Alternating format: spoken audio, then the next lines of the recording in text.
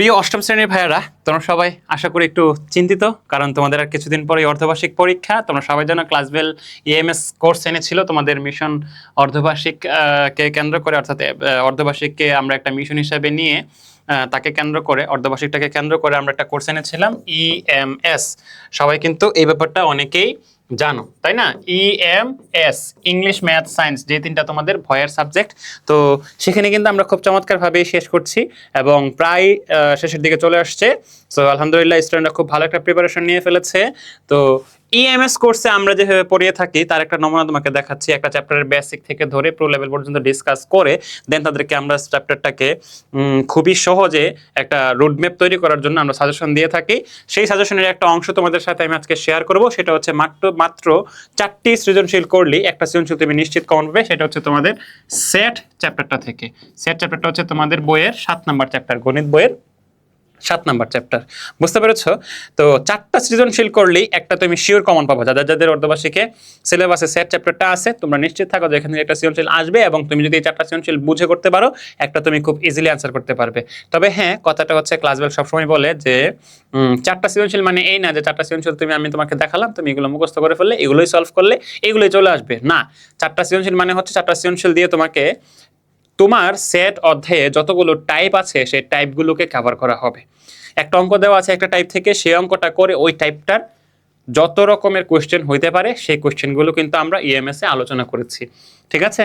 তারপরে খ number question দিয়ে ধরো আরেকটা টাইপ মিন করবে, গ নাম্বার কোয়েশ্চেন দিয়ে একটা টাইপ মিন করবে। তার মানে 4টা সৃজনশীল করা মানে হচ্ছে তুমি 3 4 12, তাই না? তো 12টা টাইপের অঙ্ক তুমি সলভ করা শিখতে পারবে অ্যাকচুয়ালি এই 4টা টাইপের 12টা টাইপের অঙ্ক দিয়ে 4টা সৃজনশীলের মাধ্যমে তোমার সেট অধ্যায়টা পুরাটাই কাভার হবে। এই জন্যই কিন্তু খুব ইজিলি বলা যায় যে 4টা সৃজনশীল করলে তুমি ইনশাল্লাহ নিশ্চিত একটা সৃজনশীল খুব সহজেই, খুব মানে স্বাচ্ছন্দ্যের সাথেই কিন্তু কমন পেয়ে যাবে।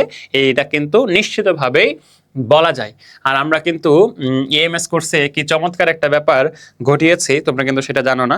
ইএমএস কোর্সে যারা স্টুডেন্ট আছে পেজ বেসের, তারাই কেবল বলতে পারবে যে এত অল্প দিনে দুর্দান্ত একটা প্রস্তুতি কীভাবে আমরা তাদের মানে নিতে সাহায্য করেছে, এটা কেবল তারাই ফিল করে। এখনো তোমরা যারা ভর্তি হওনি, আমি বলবো ভর্তি হয়ে যাও। প্রশ্ন হচ্ছে এখন ভর্তি হয়ে কি করব? ভর্তি হয়ে কি করবা?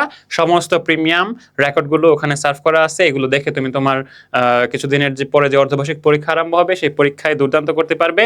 এবং তারপরে তোমার যে ফাইনাল পরীক্ষা আছে সেই পরীক্ষার প্রস্তুতির জন্য তোমাদের এই কোর্স কিন্তু তোমাদেরকে খুবই খুবই খুবই চমৎকারভাবে সাহায্য করবে। আমি বলবো এখনই তুমি অ্যাডমিট হও। যদি এখনই তোমার কাছে ভিডিওটা পৌঁছে, এখনই অ্যাডমিট হও এবং এই চমৎকার ব্যাপারগুলো জানতে ভিডিওটা শেয়ার করো বেশি বেশি, যেন তোমাদের বন্ধু বান্ধবরা জানতে পারে, তারাও যেন উপকৃত হতে পারে। সেই জন্য কিন্তু বলবো একটা শেয়ার মাস্ট সবার কাছ থেকেই। ওকে, সো চলো দেরি না করে আমরা একটু দেখি সেই সৃজনশীলগুলো আসলে কি। তোমরা একটা কাজ করবে, সৃজনশীলগুলো তোমরা চাইলে স্ক্রিনশট দিয়ে নিতে পারো। অবশ্যই বলছি হুবহু কমন পড়বে এই প্রত্যাশা কেউই রাখবে না। অবশ্যই টাইপ কমন পড়বে এই প্রত্যাশা শতভাগ রাখবা সবাই। ঠিক আছে? যেমন ধরো এটা হচ্ছে ব্যঞ্চিত্র। তো এই সৃজনশীলটাই মূলত ব্যঞ্চিত্র রিলেটেড অঙ্ক নিয়ে কাজ করা হয়েছে সেটের। ওকে, তাহলে এরকম একটা ব্যঞ্চিত্র দেওয়া থাকবে। সেই ব্যঞ্চিত্র তোমাকে এখানে 3টা সেটের কথা বলা আছে, A set, B set and C set, আর সবগুলো মিলে হচ্ছে সার্বিক সেট ইউ। তাহলে ইউ এ বি সি এই 4টা সেট যদি তুমি পেয়ে যাও, এই 4টা সেটকে ব্যবহার করে এই প্রবলেমগুলো সলভ করা তোমার কাছে কোনো ব্যাপার হবে? এই প্রবলেমগুলো সলভ করা তোমার কাছে কোনো ব্যাপার কিনা বলো তো? মামুলি ব্যাপার তোমার কাছে, তাই না? তাহলে আমরা প্রথম সৃজনশীলটা দিয়ে মূলত ব্যঞ্চিত্র রিলেটেড যে প্রবলেমগুলো আমাদের পরীক্ষায় আসতে পারে বা আসে বা আমাদের বইয়ে দেওয়া আছে সেগুলোকে আমরা সলভ করার চেষ্টা করব। দেন হচ্ছে এই ধরনের অঙ্কগুলো যেগুলো থাকে, তাই না? কোনো বিদ্যালয়ের 65% ছাত্র বাংলায় পাশ করে এবং 55% ছাত্র ইংরেজিতে পাশ করে, 40% ছাত্র উভয় বিষয়ে পাশ করে। সংক্ষিপ্ত বিবরণ সহ তথ্যগুলো ব্যঞ্চিত্রে প্রকাশ করো। সো তথ্যগুলোকে কিভাবে, আগেটা ছিল ব্যঞ্চিত্রের মাধ্যমে সরাসরি কাজ, এখন হচ্ছে তথ্যগুলোকে ব্যঞ্চিত্র উপস্থাপন করতে হবে উভয় বিষয়ে ফেল করে। এমন ছাত্রের সংখ্যা কত? শুধু বাংলা এবং ইংরেজিতে। শুধু বাংলা আর বাংলা দুটোর মধ্যে তফাৎ আছে। ধরো কিছু কিছু মানুষ বাংলা বলতে পারে, পাশাপাশি ইংরেজিও বলতে পারে, আর কিছু কিছু মানুষ শুধু বাংলা বলতে পারে, ইংরেজি পারে না। সো বাংলা বলতে পারে মানে হচ্ছে আমি যে ইংলিশ পারি না এমন না। শুধু বাংলা বলতে পারে বললে কিন্তু আমি শুধু বাংলাই পারি আর কিছু পারি না। সো দুটোর মধ্যে তফাৎ আছে। এগুলো কিন্তু আমাদের কোর্সে আমরা একদম খুব সুন্দর করে বাস্তব উদাহরণ দিয়ে স্টুডেন্টদেরকে ধরিয়ে দিয়েছি। আশা করি কোর্সের স্টুডেন্টরা শতভাগ নিশ্চিতভাবে কনফিডেন্টলি তারা হচ্ছে যে রাইট অ্যান্সারটা করে আসতে পারবে তাদের পরীক্ষার ক্ষেত্রে। তারপরে সৃজনশীলটা দেখো, 346 এর সকল উৎপাদকের সেট এ, উৎপাদক মানেই কিন্তু আবার গুণনীয়কও বলতে পারতাম আমরা, তাই না?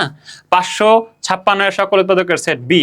সো এই ধরনের মানে কোশ্চেন থেকে কিভাবে কাজ করতে হয় সেই ব্যাপারগুলো কিন্তু এখানে আমাদের আলোচনা করা হয়েছে। এই সৃজনশীলটাতে খেয়াল করে দেখো, এখানে আমরা ইউনিয়ন কিভাবে বের করতে হবে দুইটা সেটের ইন্টারসেকশন কিভাবে বের করতে হয়, দুইটা সেটের বিয়োগ বা অন্তর কিভাবে বের করতে হয়, আমরা কিন্তু সবকিছুই প্রায় এখানে শিখে ফেলেছি।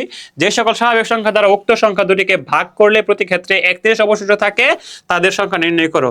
এটা আমার এখনো মনে আছে, আমি আমার ক্লাসে এত সুন্দরভাবে আলোচনা করেছি, প্রত্যেকটা স্টুডেন্ট কিন্তু মুগ্ধ হয়েছিল। সো এগুলো কিন্তু কোর্সে আসলেই কেবল সম্ভব খুব দ্রুত বুঝতে পারা। শুধু এখানে যে 31 দেওয়া আছে আর এই কোশ্চেন দেওয়া আছে এমন না, এখানে 31 এর জায়গাতে অন্য কোনো কিছু অবশিষ্ট থাকতে পারে, এখানে উৎপাদকের 346 এর জায়গাতে অনেক কিছুই থাকতে পারে।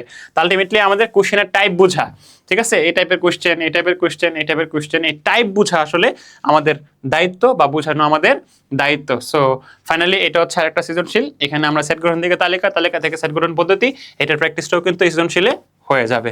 তো এইভাবে আসলে টাইপ ভিত্তিক ভাবে তুমি যদি পড়ো, তোমার পড়াশোনা কিন্তু খুবই গোছানো হবে, খুবই সুন্দর হবে, তোমার কিন্তু খুবই মানে টেনশন কম হবে, মনে হবে না অনেক পড়া, তোমার কাছে খুবই একটা গোছানো স্ট্র্যাটেজি যখন থাকবে, তখন কিন্তু তুমি ভয়ের বদলে আনন্দ নিয়ে, উৎফুল্লতা নিয়ে তুমি তোমার পড়াশোনাটাকে কমপ্লিট করতে পারবে এবং ভালো একটা রেজাল্ট করতে পারবে। এবং এই কাজটা প্রত্যেকটা স্টুডেন্টের জন্য একমাত্র আমার ধারণা ক্লাসবেলের প্রতিটা শিক্ষকই খুবই আন্তরিকতার সাথে করে থাকে। আমি বলবো যদি যুক্ত না হয়ে থাকে ক্লাসবেলের সাথে, যুক্ত হও এখনই এবং নিজের পড়াশোনা সহ আগামী পথটাকে সুন্দর করতে নিশ্চিত করো তুমি তোমার উজ্জ্বল ভবিষ্যৎ। সো আল্লাহ হাফেজ।